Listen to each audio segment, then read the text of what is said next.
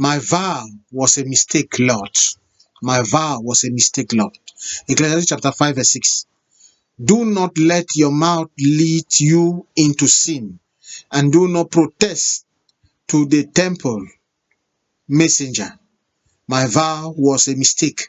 Why should God be angry at what you say and destroy the work of your hands? My regard to all under the sound of my voice. Yes, your vow cannot be a mistake or emotional move. If you vowed, it means you saw or heard something unusual that triggered you, that touched you, pushing you to react. It is also true that some pastor pushes their followers to take vows. If you fall into such and not redeem, no, God calls you a fool. Emmanuel did not call you a fool. God calls you a fool.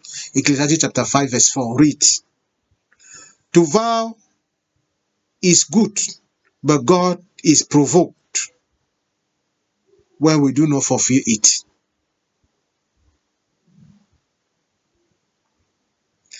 And God become provoked when we fulfill it. E.g., Hannah, she vowed that when God gave her a son, she will give back to God. And Samuel was a prophet of God. But if known, if you know, rather, that when you borrow this money or lend this money from the meeting, there will be a problem by the time you will refund the money, my friend, don't take the loan. A word to a wise is sufficient. Lord, I apologize for what my mouth have landed me into. Have mercy upon me, in Jesus' name. Father, give me the grace to fulfill my vow, so that I will not be called a fool before you, in Jesus' name. Seigneur, mon vœu était une erreur. Ecclésiaste 5:6. Ne permets pas que ta bouche, ne permets pas à ta bouche de faire des péchés, de faire des péchés, de faire pécher ta chair, et ne dis pas en présence de l'envoyé que c'est une erreur, une inadvertance. Pourquoi Dieu s'irriterait-il de tes paroles et détruirait-il l'ouvrage de tes mains? Salutations à tous ceux qui sont sur l'écoute de ma voix en ce moment. Oui, ton vœu ne pourrait être une erreur ou une émotion qui t'a poussé. Oui, si tu as donné un vœu, cela voudrait dire que tu as vu ou entendu quelque chose qui t'a enchanté, qui t'a touché réellement, te poussant à réagir de la sorte. Il est aussi vrai que beaucoup des hommes de Dieu aujourd'hui poussent le brebis à prendre des vœux contre le gré.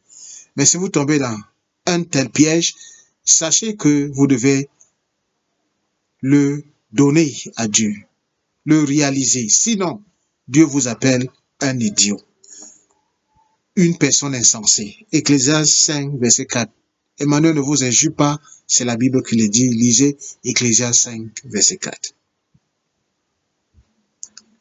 Faire un vœu, c'est bon, c'est une chose merveilleuse, parce que Dieu est provoqué à faire ce que vous demandez. Exemple de Anna, elle a promis donner un fils.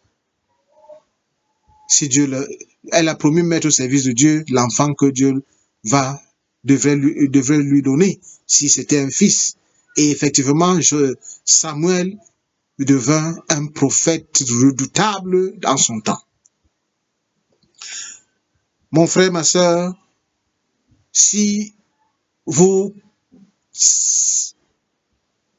savez que lorsque vous allez prendre ce prêt dans une réunion et que rembourser serait un problème, ne prenez pas le prêt. Parole de d'un sage. Prière. Seigneur, je demande pardon à ce que ma bouche m'a causé. Au nom puissant de Jésus-Christ. Seigneur, donne-moi la grâce de réaliser et d'accomplir tous mes vœux, afin de ne pas être un idiot devant toi. Au nom puissant de Jésus, nous avons prié. Amen.